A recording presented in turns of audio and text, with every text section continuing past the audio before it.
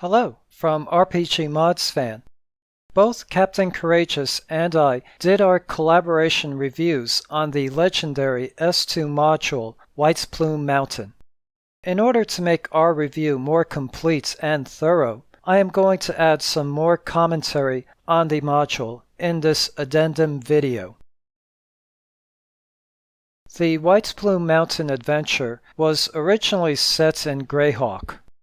However, it can be run in a number of settings. Tales from the Yawning Portal does provide some suggested locations for the adventure.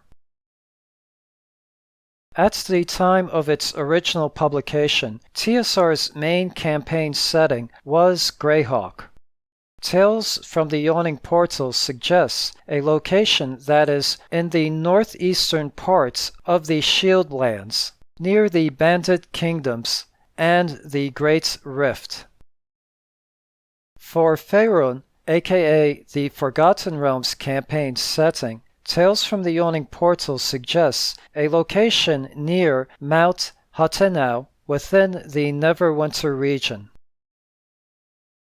For the Dragonlance campaign setting on the world of Krine, Tales from the Yawning Portal suggests a location near Naraka in the Kal-Kist Mountains.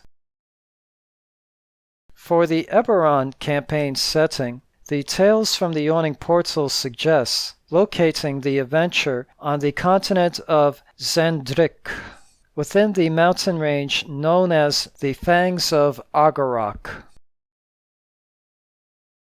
There are probably quite a few post-S2 module adventures.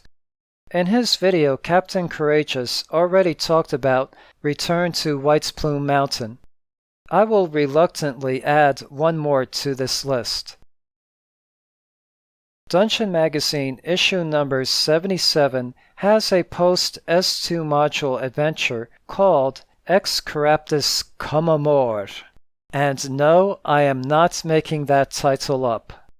Warning, spoilers ahead for this adventure.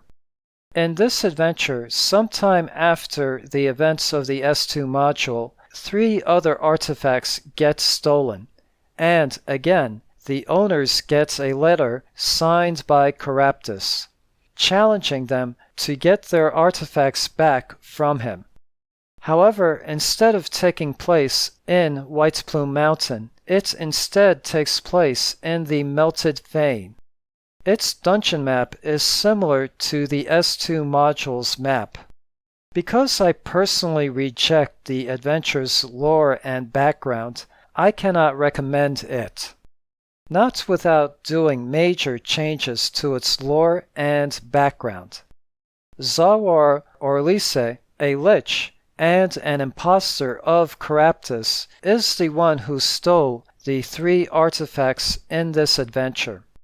The adventure even goes as far to retcon the events of the S2 module, stating that it was Zawar who orchestrated the events in the S2 module. Sorry, as a DM, I reject this explanation.